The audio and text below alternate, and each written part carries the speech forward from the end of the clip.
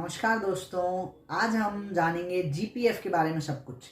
General provident fund, सामान्य प्रावधायी निधि या भविष्य निधि जिसे कहा जाता है, हर माह जिसकी कटौती कार्मिक के वेतन से की जाती है। तो जीपीएफ रूल्स 2021 वर्तमान में राज्य कर्मचारियों पर लागू हैं, जो कि 12 अक्टूबर 2021 से प्रभावी हैं। इनके बारे में हम अभिदान का मॉडल जानते हैं कि कैसे कौन कौन से कार्मिक जीपीएफ में अभिदान कर सकते हैं। 3 तरह के कार्मिकों को जीपीएफ में अभिदान करने के लिए वैलिड माना गया है। पहले 1 जनवरी 2004 से पूर्व नियुक्त कार्मिक, 1 जनवरी 2004 से पूर्व नियुक्त स्थायी एवं ऐसे अस्थायी कार्मिक जिनकी स्थायी होने की संभावना हो तथा स्थायी एवं अर्धस्थायी वर्क चार्ज कर्मचारी जीपीएफ में अनिवार्य रूप से अभिदान करेंगे। दूसरा, 1 जनवरी 2004 के पश्चात नियुक्त राज्य कर्मचारी जीपीएफ में अनिवार्य रूप से अभिदान करेंगे। तीसरा, सेवानिवृत्त कर्मचारी भी जीपीएफ में अनिवार्य रूप से अभिदान करेंगे, लेकिन केवल वे जिनको एक बार में 1 वर्ष से अधिक अवधि के लिए नियुक्त किया गया हो। मीन्स रिटायरमेंट के बाद एक बार में 1 वर्ष से अधिक अवधि के लिए उन्हें पुनर्नियुक्त किया गया हो, वे ही कार्मिक सेवानिवृत्ति के पश्चात जीपीएफ में अभिदान कर पाएंगे। तो ये 3 हमने जाने कैसे कैसे कौन कौन से लोग जीपीएफ में अभिदान करेंगे। सेवानिवृत्त कार्मिकों के लिए जीपीएफ में एक सुविधा है, सेवानिवृत्ति के पश्चात भी जीपीएफ खाता चालू रखने का विकल्प दिया गया है, जिसमें कि पेंशनर सकल मासिक पेंशन का अधिकतम 1/3 राशि तक जीपीएफ में कटौती करवा सकता है। लेकिन जो पारिवारिक पेंशन है, स्वयं कार्मिक नहीं है, वे इस सुविधा का लाभ नहीं ले पाएंगे। वे सेवानिवृत्त कार्मिक की सेवानिवृत्ति के बाद जीपीएफ खाता चालू नहीं रख पाएंगे। जब कार्मिक सेवानिवृत्त होता है तो उसको जो मिलने वाला कम्यूटेशन है, उसको जो मिलने वाली ग्रेच्युटी है, कम्यूटेशन है, पीएल एनकैशमेंट है, उस सब का भुगतान वह अपने जीपीएफ खाते में ले सकता है। अब हम जानते हैं जीपीएफ में नॉमिनेशन के बारे में। एक राज्य कर्मचारी जीपीएफ अकाउंट में एक अथवा एक से अधिक व्यक्तियों के पक्ष में नॉमिनेशन एसआईपीएफ पोर्टल पर ऑनलाइन माध्यम से करेगा, लेकिन कार्मिक परिवार होने की स्थिति में केवल परिवार के सदस्यों के पक्ष में ही नॉमिनेशन कर पाएगा। तो आइए जानते हैं परिवार में जीपीएफ रूल्स 2021 में किस किस को शामिल किया गया है। तो परिवार में स्वयं कार्मिक, उसके पति अथवा पत्नी, उसकी संतान, कार्मिक और उसके पति अथवा पत्नी के माता पिता, कार्मिक का अवयस्क भाई, उसकी अविवाहित बहनें एवं मृत पुत्र की विधवा एवं बच्चे, तथा कार्मिक के स्वयं के एवं उसके माता पिता के, कार्मिक के स्वयं के एवं उसकी पत्नी के माता पिता को इसमें शामिल माना गया है। एवं माता पिता न होने की स्थिति में दादा दादी को भी वह नॉमिनेट कर पाएगा। यदि अभिदाता कार्मिक ही है जो कि सब्सक्रिप्शन मतलब पैसे अभिदान कर रहा है एक अमाउंट का, इसीलिए उसको यहाँ अभिदाता रूल्स में माना गया है। तो यदि अभिदाता अपने पति अथवा पत्नी को परिवार से अपवर्जित करना चाहता है तो उसे लिखित में निदेशक महोदय को देने के पश्चात ही इनको परिवार का सदस्य नहीं माना जाएगा। एक और इम्पोर्टेंट बात जो हम देखते हैं, विवाह पूर्व आपने किसी को भी नॉमिनी बना रखा होगा, विवाह के पश्चात यदि आप अन्य किसी को नॉमिनी नहीं बनाते हैं तो स्वतः ही आपके पति अथवा पत्नी को नॉमिनी बनाया हुआ समझा जाएगा। बात करेंगे जीपीएफ अकाउंट और पासबुक के बारे में। तो जीपीएफ अकाउंट जब आपके वेतन से पहली बार जीपीएफ कटौती की जाएगी, उसी समय सिस्टम जनरेटेड जीपीएफ नंबर आपको आवंटित किया जाएगा। यदि कार्मिक पहले वर्तमान में जीपीएफ की ऑफलाइन पासबुक नहीं बनाई जाती, जबकि पूर्व में यह बनाई जाती थी, तो उसमें कुछ लुप्त एंट्रीज हो जाती थी, कुछ एंट्रीज पासबुक में दर्ज नहीं हो पाती, जिस कारण वो एसआईपीएफ पोर्टल पर शो नहीं होती और कार्मिक का पूर्ण भुगतान प्राप्त नहीं होता।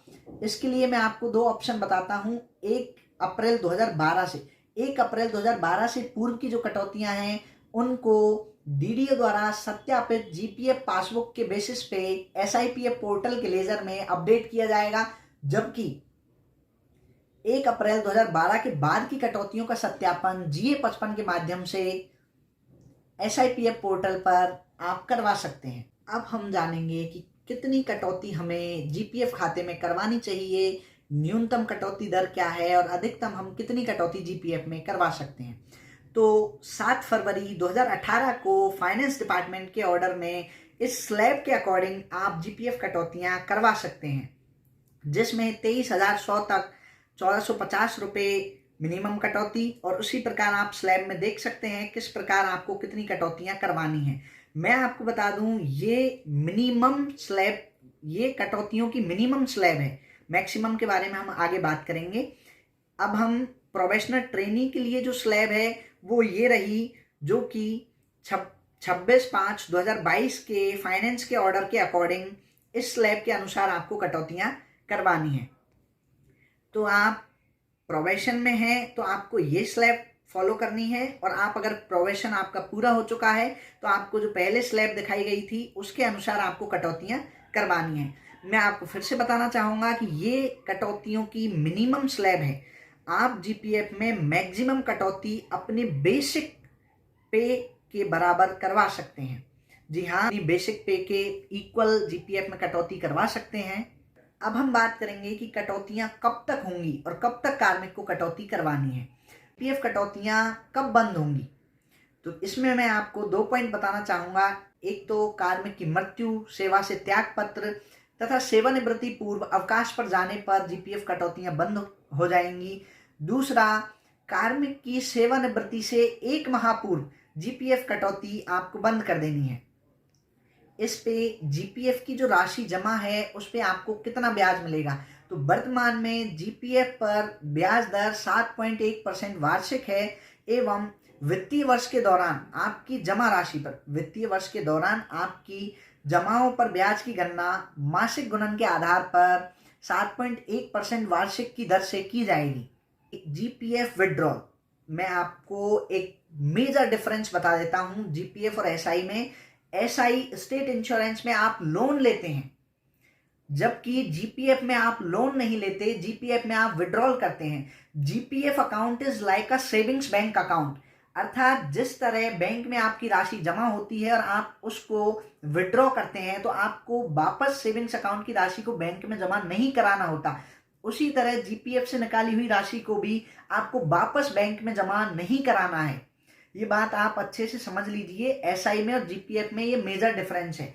जबकि SI में आप विड्रॉ नहीं करते, SI में आप लोन लेते हैं, जिसको ब्याज सहित आपको जितनी अवधि के लिए लिया गया है उस राशि को प्लस उसके ब्याज को चुकाना होता है। बता दूं, GPF में 2 तरह के विड्रॉल होते हैं। ऑटो, जो कि आप अपनी राशि का बहुत कम, लगभग 20-30% तक ही विड्रॉ कर सकते हैं। दूसरा, GPF में जो मैन्युअल विड्रॉल की सुविधा है वह बहुत ही उत्तम है। उस जो मैन्युअल विड्रॉल की सुविधा है उसमें आप नॉर्मल केसेस में 75% तक की राशि विड्रॉ कर सकते हैं। आपके GPF में टोटल जो राशि जमा है उसका 75% तक आप विड्रॉ कर सकते हैं।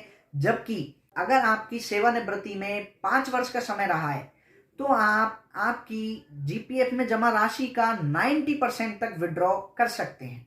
कार्मिक या अभिदाता की मृत्यु पर किस तरह उसको भुगतान किया जाता है। यदि परिवार के सदस्य का मनोनयन किया गया है, जैसे हमने पहले आपको परिवार बताया था, तो यदि कार्मिक ने परिवार के सदस्य के पक्ष में मनोनयन किया है तो उस सदस्य को, एक सदस्य के पक्ष में किया है या एक से अधिक, उनको उसी अनुपात में, जितने परसेंटेज में किया है उसी में GPF राशि का भुगतान SIPF डिपार्टमेंट द्वारा कर दिया जाएगा। जबकि यदि कार्मिक ने परिवार होते हुए भी परिवार के सदस्यों के अलावा किसी के पक्ष में मनोनयन किया है तो भी कार्मिक को भुगतान तत्समय, मीन्स उस समय उसके परिवार के जीवित सदस्यों को ही GPF राशि का भुगतान किया जाएगा। अगर इसमें किसी भी प्रकार का विवाद होता है तो न्यायालय से उत्तराधिकारी प्रमाण पत्र प्रस्तुत करने के बाद ही उसके परिवार के सदस्यों या अन्य किसी व्यक्ति को इस राशि का भुगतान किया जाएगा। छोटे छोटे पॉइंट्स GPF के बारे में जानते हैं, जैसे कि हमारे नॉर्मल मासिक सब्सक्रिप्शन के अलावा जो महंगाई भत्ते का जो एरियर होता है वह भी, जैसे जुलाई में इंक्रीमेंट लगा महंगाई भत्ते का जो एरियर होता है वह भी जीपीएफ में जमा किया जाता है एवं 2021 से 2025 के बीच जो बोनस राशि है उसका 25% जीपीएफ खाते में जमा किया जाता है। आपके और भी बहुत सारे सवाल जीपीएफ से रिलेटेड होंगे तो आप इस वीडियो के नीचे कमेंट करना, मुझसे डायरेक्ट कांटेक्ट करके पूछ सकते हैं। मुझे नहीं आएगा तो मैं कोशिश करूंगा किसी भी तरह आपके सारे सवालों का जवाब दूं। जीपीएफ के अलावा भी आपकी जो भी क्वेरीज हैं वो सारी आप इस वीडियो के कमेंट बॉक्स में डालना। एसआई के बारे में हो चाहे अन्य किसी भी विभाग, अकाउंट्स पर्सन से रिलेटेड जो भी चीज़ है आप पूछना, मैं कोशिश करूंगा विद ऑर्डर आपकी चीज़ों का, आपके क्वेश्चंस का जवाब दे पाऊँ। जय हिंद।